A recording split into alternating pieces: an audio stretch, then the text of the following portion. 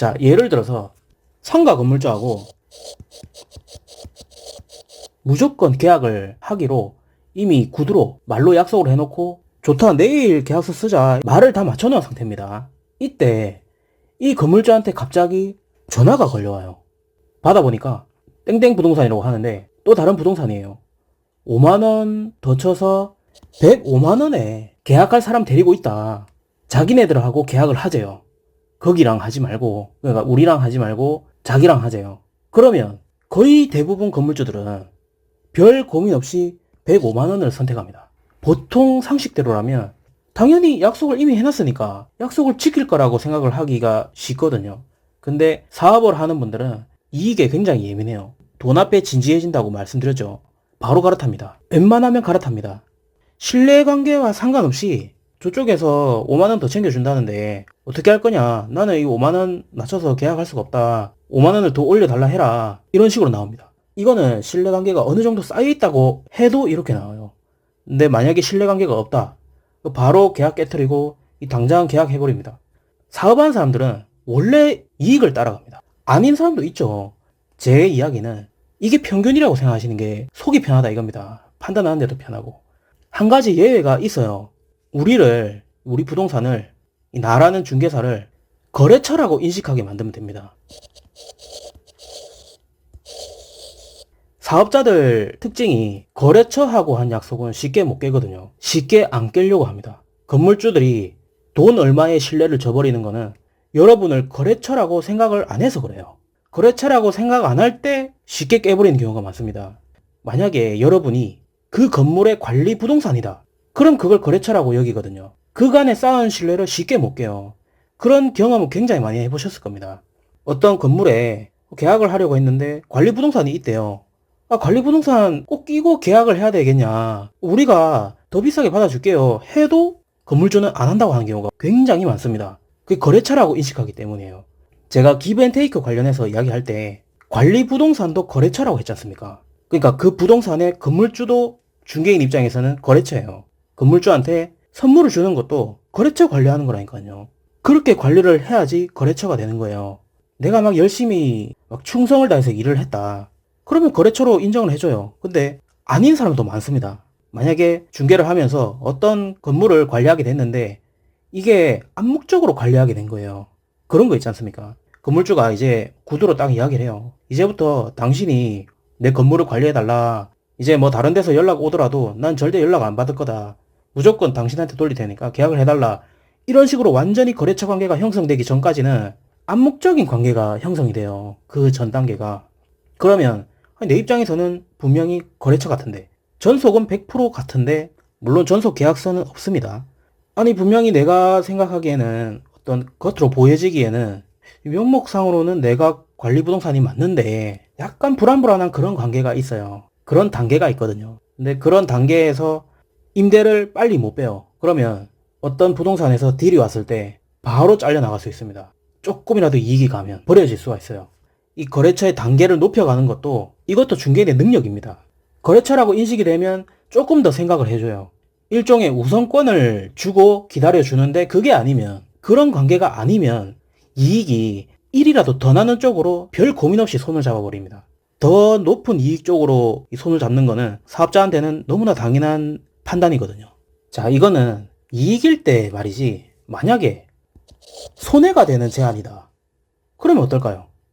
어쩔 수 없이 공실 상태가 길어지는 매물들 있죠. 그런 단점이 있기 때문에 이제 건물주가 똥줄이 타서, 예를 들어서 중개사가 5만원만 더 깎아서 계약을 하자, 이렇게 해서 얼렁뚱땅 마지 못해서 이 전화로 약속이 됐다고 쳐볼게요. 전화를 끊는 순간부터 건물주가 무슨 생각을 하냐면 갑자기 급해집니다. 그동안 느긋했다가 갑자기 급해져요. 오랫동안 임대가 안 나가는 상태였으니까 계약을 하게 됐으면 기분이 좋아야 되지 않습니까? 막 설레일 것 같지 않습니까? 근데 아니에요. 손해를 회피하는 마인드가 있다고요. 사업자는. 원래 느긋했던 건물주가 갑자기 급해집니다. 뭐 때문이겠습니까? 5만원을 더 깎아서 계약을 하게 됐어요. 원래 몇 달 전에만 해도 100만원을 받았는데, 예를 들어서 95만원을 받고 계약을 하게 생겼어요. 그러면 12달로 치면 60만원 차이지 않습니까? 혹시 더 줄 사람 있는지 확인하고 싶어집니다. 있으면 연락 달라고 막 전화 돌리기 시작해요. 여러 부동산에 전화를 막 돌리기 시작합니다. 원래 가격, 그러니까 100만 원으로 계약을 할 사람이 혹시 있는지 알아보려고 열심히 손품을 팔고 발품을 팝니다. 계약서 작성하는 날까지 갑자기 필사적이 돼요. 만약에 계약 예정인 날이 내일이다. 그러면요. 전화 좀 돌려보면 바로 가능성을 알 수 있어요. 대충 감이 오거든요. 일말의 가능성이 있다는 걸 느끼면 가차없이 계약을 미루기 시작합니다. 그때까지 찾아보는 거예요. 하루 이틀 미룹니다. 이런 사람도 많습니다. 이게 손해 회피, 요 마인드 때문입니다. 이익을 지향하고 손실을 회피하는 사업자의 성향 때문에 월세를 건드릴 때는 이 상가 중개하시는 분들은 정말 조심해서 건드리셔야 됩니다. 주변 시세에 맞다면 웬만하면 월세는 안 건드리는 게 좋습니다. 그 신규 임차인들이, 손님들이 중개사한테 월세 깎아주면 안 되냐, 월세 한번 깎아보라고 이런 요청하는 사람들이 많거든요. 그러면 이 상가 중개하시는 분들 중에 많은 분들이 이런 개념이 없으면 무조건 임차인 편에 서서 고지고대로 막 월급 깎으려고 달려드는 경우가 있어요. 건물주한테. 안 깎아주면 나쁜 놈 취급하고. 어떤 그 상가 전문 중개사분들은 손님이 뭐 요청도 안 했는데 먼저 나서가지고, 아, 제가 봤을 때는 이 공시기간이 좀 되니까 월세를 한번 후려쳐 볼게요. 아, 그냥 막 들어가기 아깝잖아요. 아니, 저 건물주가 양심이 없지 않습니까? 이러면서 굳이 계약하겠다는데 나서는 분들도 있어요. 이분들은 모르겠어요. 이 매물주를 공격 대상으로 생각을 해버리면 중개 전체 과정에서 리스크가 굉장히 커진다는 것을 이해를 못해서 그런 것 같습니다. 우리가 이 매스컴에서는 임차인은 약자로 표현이 많이 되거든요. 그러다 보니까 무슨 일을 하는 직업인지 본질을 잊어버리고 약간 정의감에 휩싸인 분들이 있어요. 손님 입장에서는 든든하죠. 근데요, 척만 하시라고요. 척만. 정의로운 척만 하시라고요. 이 건물주를 적대시하는 게 건물주 꼬리에 불을 붙이는 짓인지도 모르고 가격을 이렇게 막 건드렸다가는 간밤에 계약이 깨지는 경우도 제법 많습니다. 저도 있었어요. 초짜 때. 저도 이런 정의감 같은 게 있었거든요. 옛날에는. 그때 받기로 한 수수료가 양쪽 계산으로 한 1,000 정도 됐었는데 바로 내일 계약서 쓰기로 잡아놓고 계약을 뺏겼어요. 다른 부동산에 뺏겼습니다. 그때 건드렸던 게 월세였어요. 제 딴에는 완전히 메인 자리에 월세를 확 낮췄으니까 내 협상 실력이 드디어 하늘에 닿았구나. 물 올랐구나. 이러고 있는데 이게 단 몇 시간 만에 계약을 해버렸어요. 그거를 다음날 알았습니다. 다음날 연락 오더라고요. 그렇게 알아라고. 괜히 적대시하지 마세요. 가만히 있는 호랑이의 코털을 건드릴 필요는 없습니다. 굳이 건드릴 필요는 없다고요. 이렇게 심하게 가격을 깎았을 때는 이걸 막아야 돼요. 최대한 클로징 되는 즉시 바로 당일 밤이라도 계약 자리를 만들어야 됩니다. 제가 예전에 책에 당일 계약 자리 만들어내는 그런 클로징도 이야기했었지 않습니까?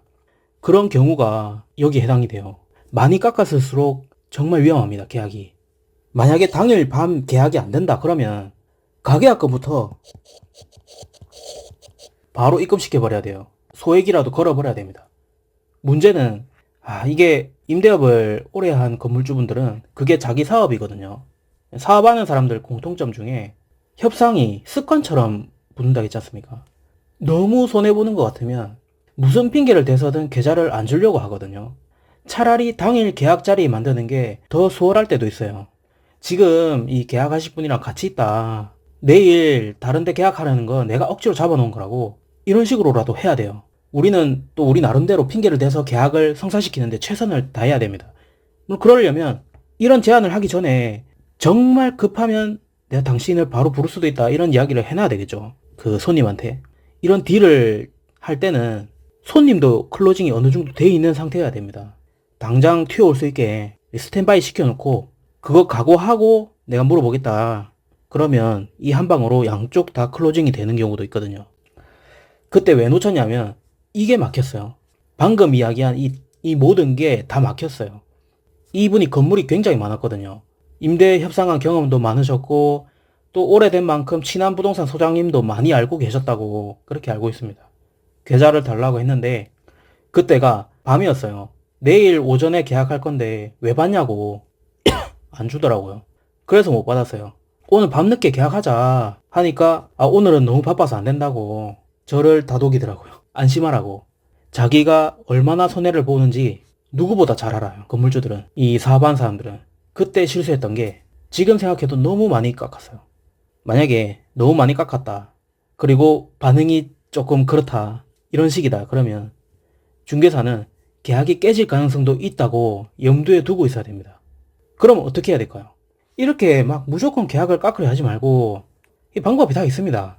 월세를 깎지 마시고 차라리 이 렌트프리 이런 쪽으로 받아주면 훨씬 반발이 적어요. 월세 깎아달라고 하면 안 되는데 이런 사람이 렌트프리에는 의외로 알겠다고 하는 사람이 의외로 많아요. 왜냐면 월세가 깎이면 그만큼 수익률이 떨어지기 때문에 매매가가 같이 확 떨어지거든요. 그거 말고도 여러 가지 이유가 있습니다. 그래서 보통 렌트프리로 공략하는 거예요. 이런 간접적인 방식은 기준가를 안 건드리기 때문입니다. 기준가가 그대로면 손해라고 생각 안 하는 분들도 많습니다. 왜냐면 어차피 공실이거든요. 심지어는 공실이 아니고 임차인끼리 권리금을 주고받는 그 거래여도 그러면 건물주가 월세 깎아줄 이유가 아예 없거든요. 근데도 건물주가 잘 지내보자는 이런 의미로 선심성으로 렌트프리를 주는 경우도 있습니다. 그래서 이 기준가에 대해서 설명을 한 거예요. 반대로 정말 많은 중개사분들이 실수하시는 게 임차인끼리 권리금 주고받는 거래면 건물주가 월세 깎아줄 이유 자체가 없다고 했지 않습니까? 원래는. 근데도 그 과정에서 끼어들어가지고 월세 깎아달라고. 월세를 안 올리는 것도 감사한 일인데 정말 드문데 거기다가 월세 깎아달라고 이렇게 나오는 경우도 있습니다. 그러면 건물주 입장에서는 무슨 생각이 들겠습니까? 초보는 분명하고 이런 계약 관계를 전혀 모른다는 거지 않습니까? 올려줄 이유가 없다는 것 자체를 모르는 거지 않습니까? 그런 중개사하고는 거래를 안 하고 싶어 합니다. 굉장히 무례한 거거든요. 월급쟁이한테 월급 깎아라는 소리하고 똑같습니다.